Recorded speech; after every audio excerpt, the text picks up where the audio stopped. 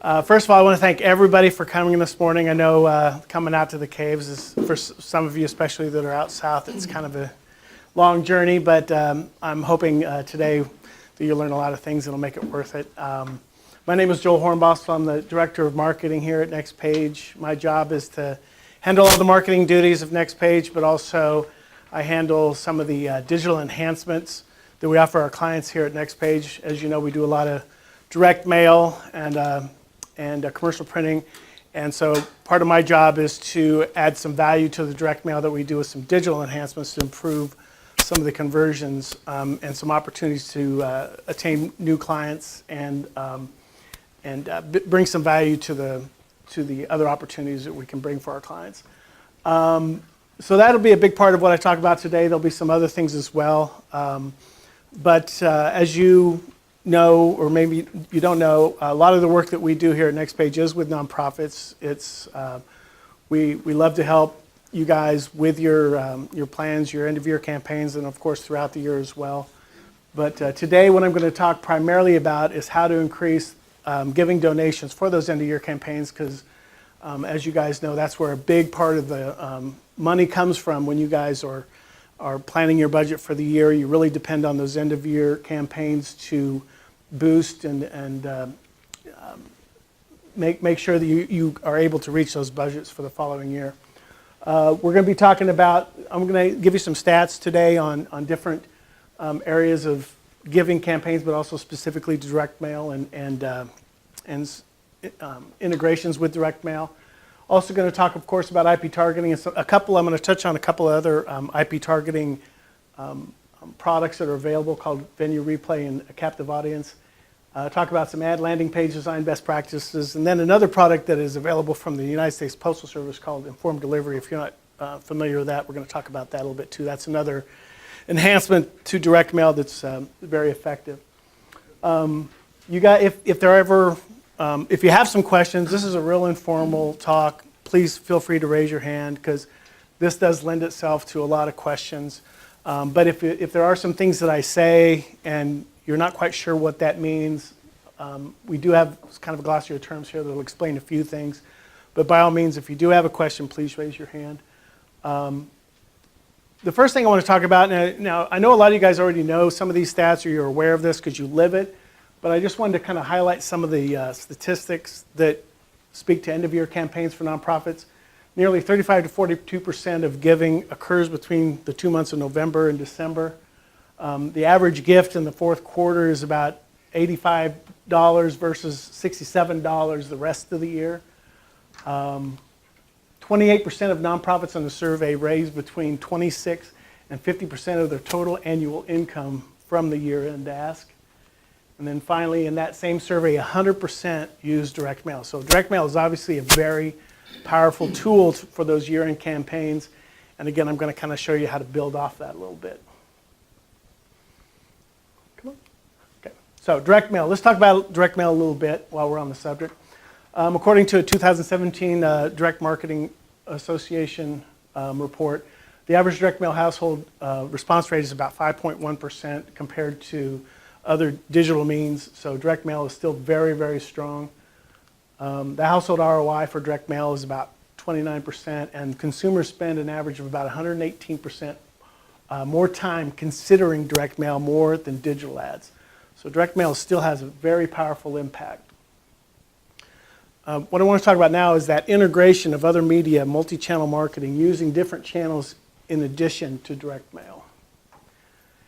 Some other stats involving that: integrated campaigns get 39% more attention, produce 5% more emotional impact, and produce 10% higher brand recall than single medium campaigns. So it's very important that you integrate different channels.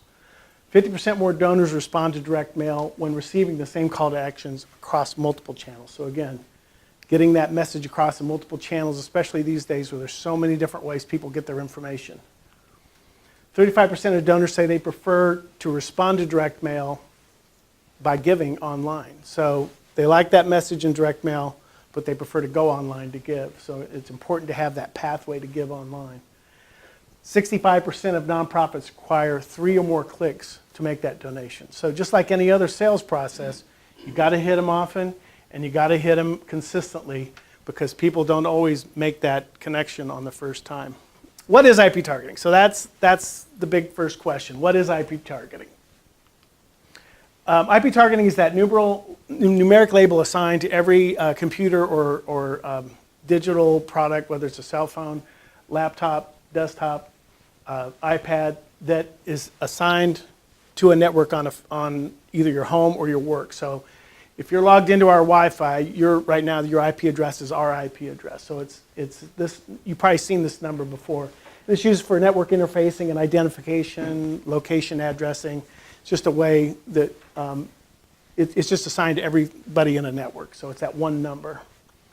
IP targeting takes that number, and what it can do with this algorithm, this secret sauce, it can take this physical address, run it through this algorithm, and then we can determine the IP address in that home or at work, so that digital ads can now be delivered to a home or work.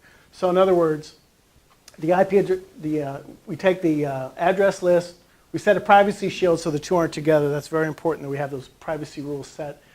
You can locate the target household that is associated with that direct mail. So now you've got the IP address associated with the physical address, and you can serve display ads on a display ad network, and I want to get into that in a minute. But this is kind of the main thing here. It's actually pretty simple. You're taking a physical address, running it through an algorithm, you're getting the IP address. So now you have this one-to-one relationship between the direct mail piece that is mailed and then the IP address, so you can deliver ads on the web. And when I say deliver ads on the web on an ad network ads are ads that appear on over 1 million websites that are able to sell ad network ads. Ad network ads are basically these that have the little triangle on them. It means that some of these high traffic websites, they can't sell all their inventory, so consequently they open it up for auction to these ad networks so that you can sell ads into those spaces. This is Yahoo, here's MSN, different sizes, both mobile and desktop. So basically it's the opportunity for people either geographically or behaviorally or IP targeting to place ads within high traffic locations. So this is kind of where the ads would appear when someone is on their home network and you want to distribute those ads to someone that also received the direct mail piece. So IP targeting offers a technology that combines over 30 data points. So you have all these different ways that are going to make sure that the physical address and this IP address are the same, that one-to-one relationship. So you have to create that high degree of accuracy, or else it doesn't work. If you don't have that one-to-one relationship, it's not going to work. It integrates with your current customer list. So this is something you've curated over a long time. You've built it, and you know that it's a good, solid list. You would love to be able to deliver digital ads of those same things. This allows you to do that. The match rate, though, is only about 50%. We've seen as high as 70%, depending on the quality of the list. I'd say lately it's been higher in the 60% range. So we can't match every physical address with every IP address, but it's about a 50 to 60% match rate. You have that ability to display ads where they go. This is a big difference between, say, cookie-based programmatic display advertising. It's based on behaviors and cookies, and things like bots and inaccurate data get in the way sometimes of when you're placing ads based on geographic and behavioral content. This is one-to-one. So in other words, you're not placing ads on a website based on the behaviors your target may have. You're placing ads on websites where they're going. So it's absolutely where they're going, one-to-one with the physical address. Again, no cookies or geolocation tools. Doesn't serve on adult sites, but it does go on over 1 million websites. And it's continuously updating the reporting. We can see the reporting in real time. Most campaigns are about a month. A typical campaign would be, just to kind of give you an idea how we like to set them up, if your direct mail piece goes out, let's say on the 7th of a month, we would like the IP targeting start, say, at the 1st of the month. You want to have a week lead in to get those ads delivered to someone to kind of prime the pump so they can kind of see the ads digitally. So these digital ads will run over the course of the month. So 1 week before the direct mail piece hits, and then 3 more weeks after that.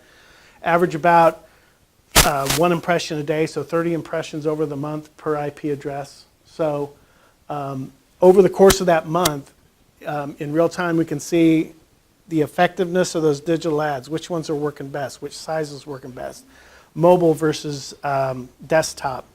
And then we can make adjustments to those to see which ones are going to work, take the ones that are working better and make adjustments.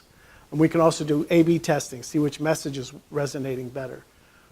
One thing you want to be careful, though, is when you're doing different messages, is that you still, no matter what your message is on your digital ads, you want to make sure it matches both the branding and the message of the direct mail piece. Because if your offer on your direct mail piece and your artwork says one thing, and your digital ads say another thing, there's not going to be that connection. So it's still very important that they align.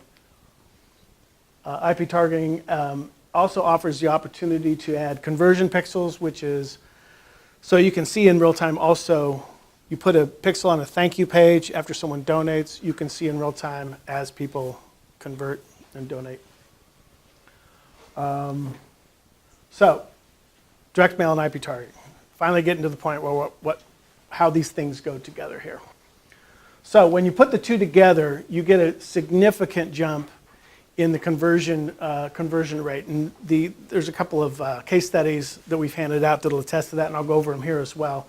But we've seen anywhere from a 60% increase in conversions, a lift, so to speak, between just direct mail and direct mail with IP targeting, all the way up to 184% lift between just the direct mail and direct mail with IP targeting. It's a true, again, I keep saying one-to-one relationship, but again, this is what really makes this unique, is that one-to-one relationship. Before IP targeting, it was very difficult to identify a person that you want to deliver digital ads to in a specific way.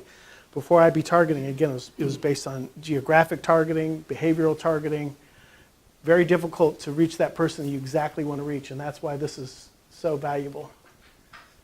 There is a match-back analysis. At the end of the campaign, you give us a list of everybody that converts, and we can match that up and tell you exactly what your lift is and what your ROI is based on that.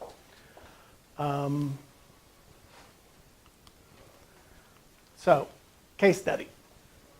So, one of the first case studies we did, and this is specific again to a year-end campaign. Kansas City Hospice came to us, and they've been doing things with us. They have a really large group of about 20,000 people, about 19,000 recipients.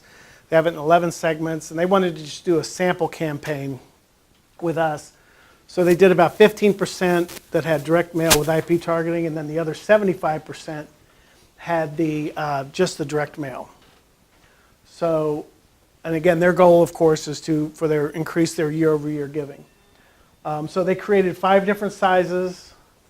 Again, kind of following a lot of the design rules that I'll go over later, but you've got your call to action, logo, imagery, matching with the direct mail piece itself. The results of their campaign, the pieces that were delivered, what we call the target, had a 4.4% donation rate with 250 donations. The control group that just had direct mail had a 1.5% donation rate with 219 donations, so it performed with a lift of 184%. So as you can see, that's a pretty significant lift in donations and conversions with that target group. Another case study was KC Rep. Again, at the end of the year, they wanted to move some of their remaining show tickets, their season tickets. They had 3 remaining shows, and one of the incentives they had for people to buy tickets to those remaining shows at the end of the year was if they bought those tickets, they got Christmas Carol, their most popular show, for only $20.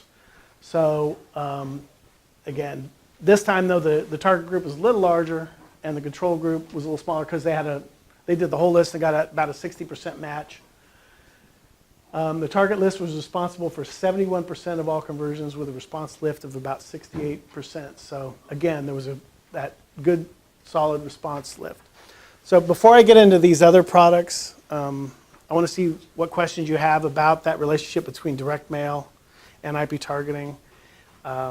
Is this something that would interest you, or do you have questions about it? Anybody have any questions on that before I move on? Yes.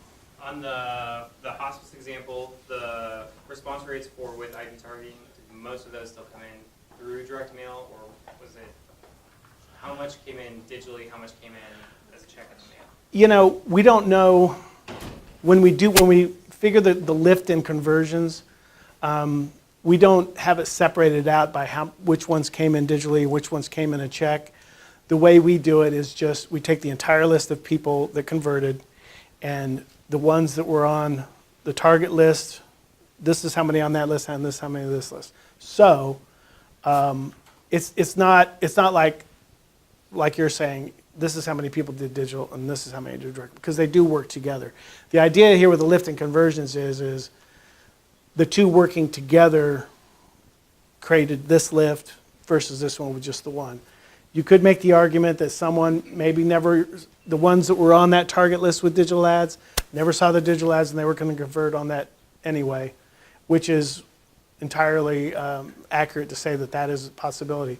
But if you just look at the data, what's the word, empirically, and just look at it and say, okay, this list, target list had this lift, it had this many conversions, and this list had that. So it's not perfect, but that's what we've seen, and we've seen in other campaigns as well.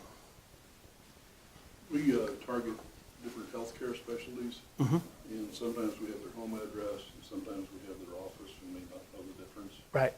How does the IP get confused in there anywhere along the line? Yeah, B2C and B2B are yeah, he asked whether some of his addresses go to business and some of his addresses go to residences. Does it differentiate, and what does that mean?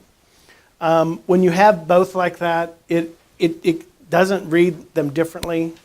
It would be nice to have a separate list of B2B and B2C, because you do have to do B2B a little differently, because the way B2C works is that you're going to target one IP address and you're going to deliver 30 impressions to that household, because that is the number that is going to create effective number of impressions for conversions.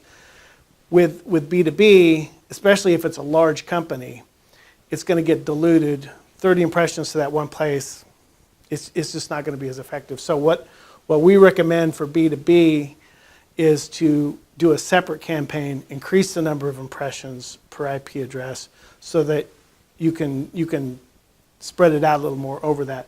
Now, if it's a large company, if it's 100 people and there's only 2 decision makers, that makes that a difficult campaign to do. That's why this is probably more of a B2C product. But we do have a lot of B2B advertisers, because a lot of the clients that they work with, the businesses are like between 5 and 15 people that work there, and they all kind of have a say in the decision. So they're able to justify doing, say, 80 to 100 impressions per month to that business, because they feel like with the spread out impressions throughout that business, it makes sense. So I'm not really answering your question, because it doesn't separate, but at least you can do it that way. It might be best to somehow separate the business from the B2B, from the B2C, and then treat them different. That would probably be the best way. The downside, and then I'll kick slide after this, it wouldn't necessarily be a downside if you went to a smaller company, which is what we would be doing, because there might be other people there that want to purchase the product. Right. So he said there's really not a downside if it is a smaller company, because some of the people there may want to purchase the product too. And that's great.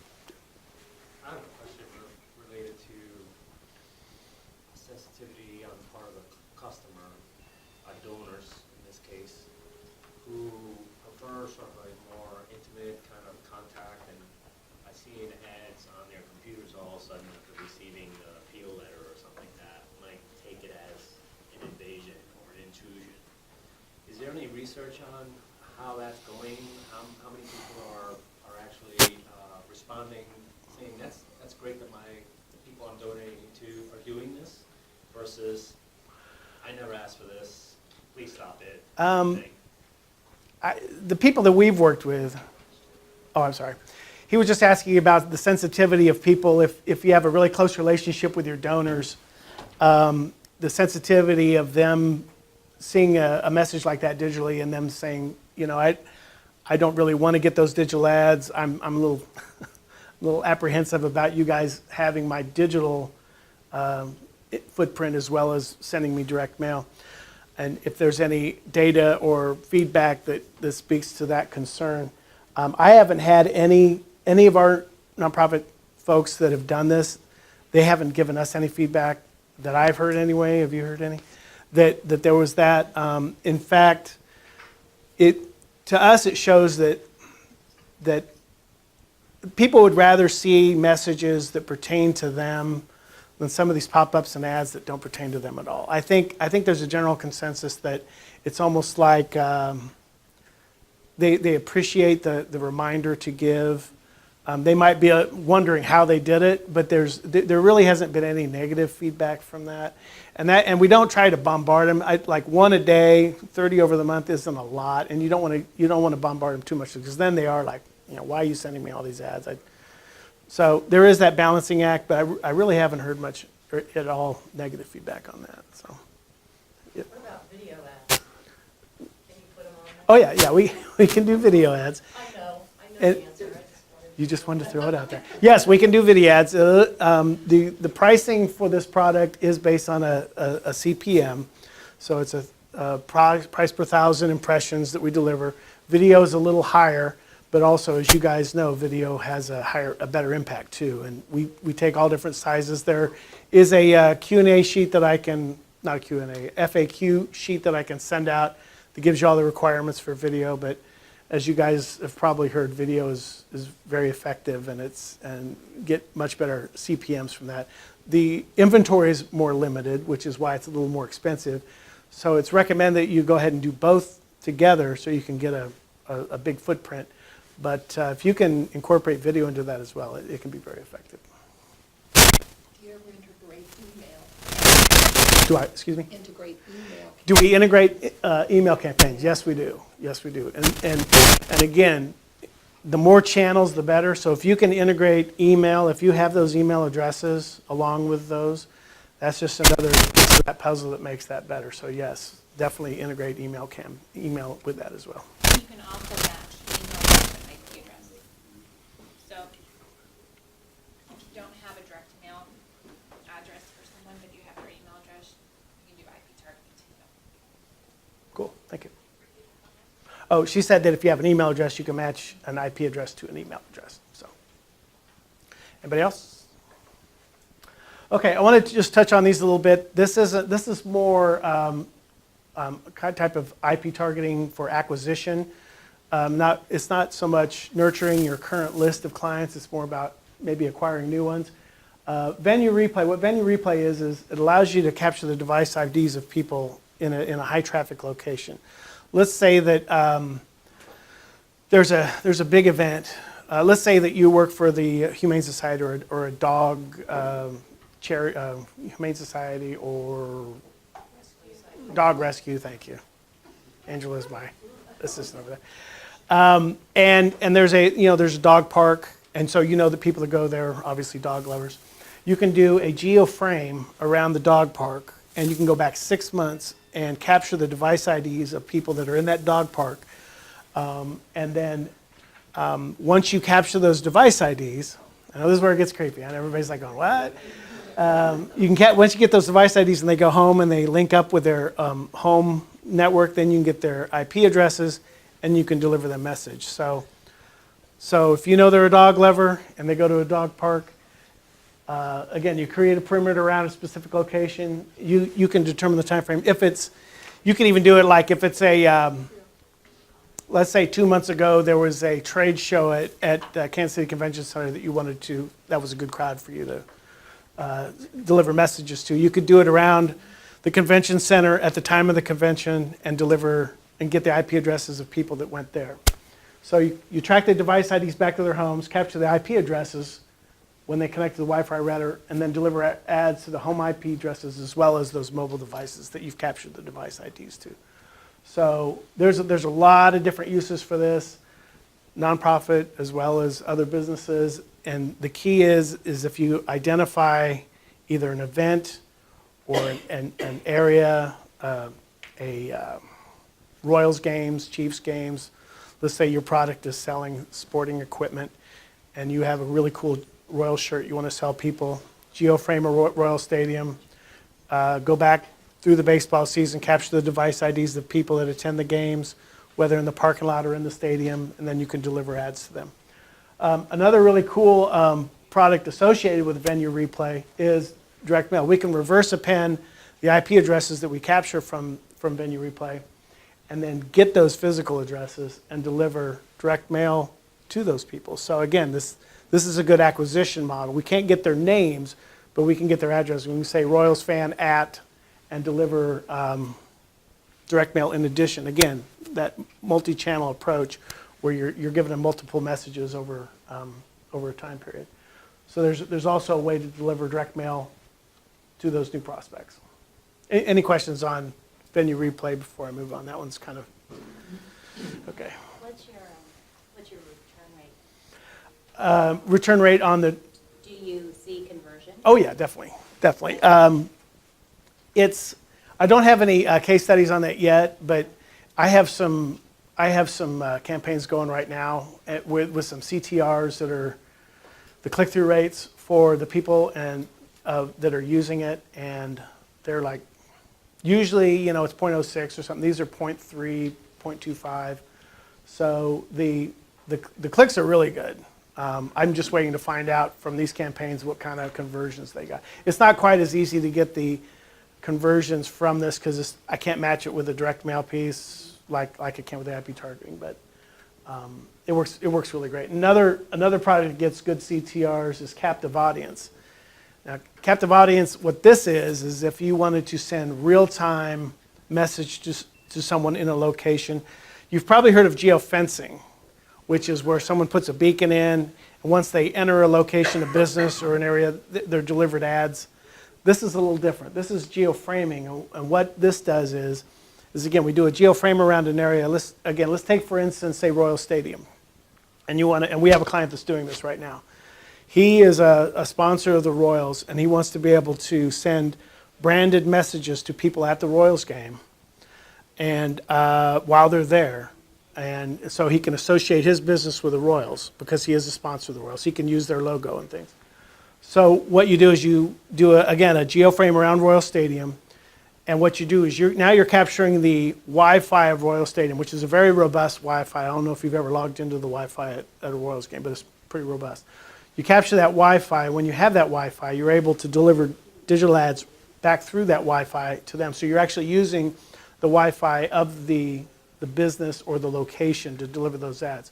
So in other words, this won't work in a park where there's no Wi-Fi. You have to do it at a location, say like the convention center, maybe a hotel convention center, places where there is a common Wi-Fi that people are going to log in. But as long as they log in and they're using that Wi-Fi, you can deliver digital ads. And I tested it at a Royals game, and our client's ads showed up on my phone. They show up, again, on those ad network websites where they are displaying those ad network ads. That's how they show up. So again, this is a good way. If you're at a convention, a lot of people like to use this if they're actually there and they want to deliver people to their table. It's also a good way if they can't be there, but they want to reach those people. So in other words, if you can't afford to be in Denver for this great convention, but you'd love to have a presence there, you can use Captive Audience to deliver messages there. Any questions on Captive Audience?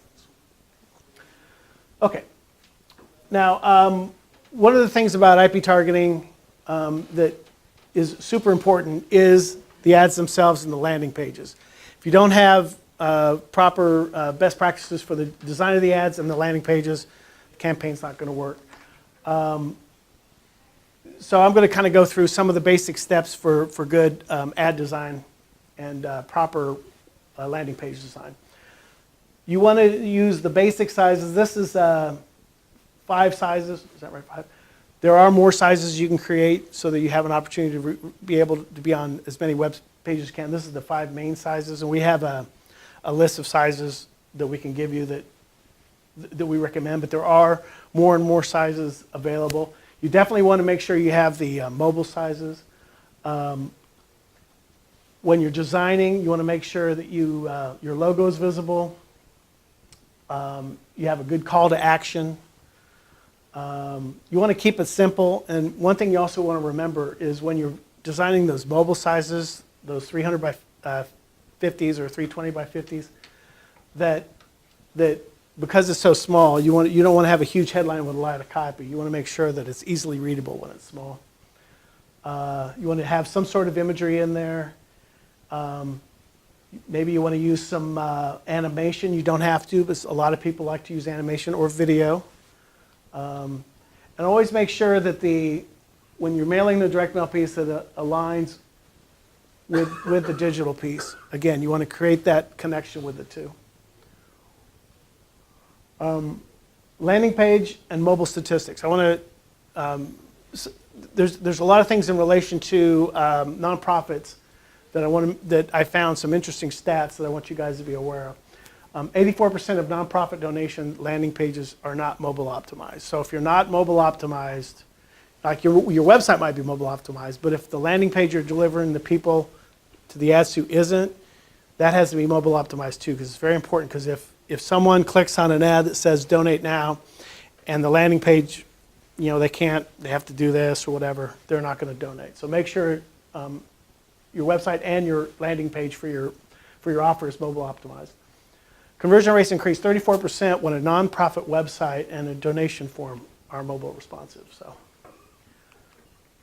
in 2016, 17% of donations were made on a mobile device, an 89% increase from 2014. And that's only going to get more and more. More and more people are going to be doing everything from their mobile devices. Landing page best practices. Again, this is very similar to the design of the ads. Make sure it matches the offer. When someone clicks on an ad and they go to a landing page, make sure it delivers on the promise of the ad. If the ad says, click here to donate, they want to be able to see where they can donate and then the form to fill out. You don't want to make them search and go somewhere to try and figure out how to do it. You want to make it very clear. Again, a clear and compelling headline. The call to action should stand out the most. The branding, again, matches the ad, the rest of the website, and the offer on the direct mail piece. Simple bullet point features. If you still have to sell that donation, you want to make sure that you let them know with bullet points why it's important that they donate. Form fields, only what you really need. Sometimes people try to get as much information as they can, and you don't want to do it so you get too much information, because they'll just go away from it. And you want to have a strong central image. This is a landing page of a client of ours. I just wanted to kind of show how the banner ad matches. You've got just 5 form fields here. It also gives them opportunities if they want to see an infographic or read their blog post. Actually, that's probably not a good practice, to be honest with you. I just thought of that, because you don't want to put things on there that take people away from your landing page. You want to keep them there. So never mind on this one. This is what you don't want to do. No, there are some things on here that are good, though. But you don't, in fact, I would even take the social buttons off, because you want to keep them there on the landing page. What about putting them at the bottom after Yeah. they're made Right, exactly. on the next page? Or the response page? Yeah, exactly. Thank you, Paige. Keys to campaign success. Start with a good, clean, targeted list. Have a clear goal and align expectations. You don't want to put yourself out there with something you can't achieve. Have a compelling and engaging offer or message. That's probably one of the most important ones. Create a landing page that matches offer and is easy to navigate. So before I get into informed delivery, any other questions on IP targeting and some of those other ancillary products? And You offer the design services as well? Yes, yes we do. It's sort of one-stop shop? Yep. Yep. Branding, development, and then the design? Yes. Yep. We have a design team that can do that for you. Any other questions? Okay, informed delivery is a relatively new product from the United States Postal Service. It is just to give you a little background on it, the United States Postal Service scans every piece of mail that comes through, the flats and letters. And at some point, one guy said, you know, if we're already scanning these and we have a picture of every piece of mail, why not figure out a way that we could let the consumer see what they're going to get in the mail in an email, let them see these images. So they figured out a way that they could, if you sign up for this service called Informed Delivery, and anybody can sign up for this, it's free. Every morning, like I think I get mine at 9 o'clock, I get an email from the USPS that says, here's what's in your mailbox today. And it's a grayscale scan of what my mail looks like that day. It looks something like this. So as you can see, it's just, you know, a lot of times it's just bills and stuff, but sometimes there's something you've been waiting on. I got home in time to get the AT&T gift card before my wife. Not in the promo. Just throwing it out there. Sorry, Joe, go ahead. The race is All on. right, raises on. Let's see. And then as a mailer, we can participate in what was called Enhanced Informed Delivery, which we can create these interactive campaigns. And then here's the sign up. It's informeddelivery.usps.com if you guys want to sign up. So on these campaigns, the way these work is at the top of the email that someone gets, now they're going to get a full color image and they're going to get what we call a ride along. And what this is we replace the grayscale image with a custom image of the direct mail piece.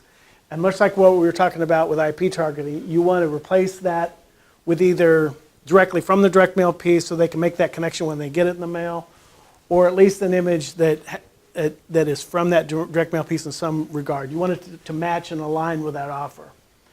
And then the ride along is more like the call to action. And what's really cool about this, what really makes this interesting and ingenious is the post offices figure out a way to make their physical mail interactive. So now you've got a clickable image, CTA, that drives you to a website. Again, that one-to-one connection where you can drive traffic with your offer. So now you've got an offer, you've got someone to click. They can, even before they get their mail in the morning, they can go to that website and complete an offer. The downside of this is not many people are signed up for it. So, 11.2 million at this point, how many? 11.2. Oh, really? Okay. So 11.2. What's that? But it's free. Yeah, it is growing. It is getting better, and the good news is it's free. They don't charge us to offer this service to our clients, so we don't charge our clients. So as a value add for the customers that do direct mail with us, I think we're doing about 90%, or 90% of the direct mail campaigns we do for our clients, we add this for them. We just offer this service for them. We don't charge for the creation of it or the delivery. Now, when the USPS starts charging us for it, which they probably will, then we're going to pass that fund on to you. But right now, it's free. And the thing is the stats on this, and this is what it looks like. Like this is one we recently did for KC Rep. This is straight from their postcard, and then this is the CTA. Come back and get 50% off. The good thing about this is the open rates are about 80%, 70 to 80% open rate, which is unheard of in marketing. I don't know if you ever look at email open rates, but if you get 12, you're doing pretty good. And the click-through rates are really good too, because it's a shiny object in that when they usually see the drab grayscale, now they're seeing a cool offer there, and the click-throughs are good. And keep in mind, these are warm customers because they're getting that direct mail also. So these are people that are on someone's list, so that's why the click-through rates are good as well. So Maybe you want to encourage your customer to do that when you send them out the appeal letter. Send Right. them for right, informed delivery. right. And we've done a lot of blogs on it. We've done everything we can. We even created a video to encourage people to sign up for it. There's good reporting on this too. We can actually give you reporting on every campaign that says how many emails were delivered, how many were open, and how many clicks you got. And you know, in this world where everything you've got to have analytics on everything, and the more data and information you can have on the success of your campaign, the better. And this is just another way to track with those different channels. If you are doing email, if you are doing IP targeting, and now if you are doing informed delivery, it's just another way to track the effectiveness and the ROI of your campaign. Just to clarify, it is free for you as Next Page to do this right now? So is it something that we can sign up for to do it on our own? Like, If you want to do it yourself, it might, I don't know if it's No, impossible. it has to be automated mailing. The URL that you're going to direct them to is embedded in that little code that we spray on something. It's called the Intelligent Mail Barcode, the IMB. So it has to be in there as a piece of the logic. So you doing it from your office, is that what you're saying? Or signing well, up? as part of our campaigns that we typically do. If you use a mailing house and they're set up to do this, they can. If you want to do it yourself, probably not. No. All right. Well, again, thank you so much for coming. We really appreciate it.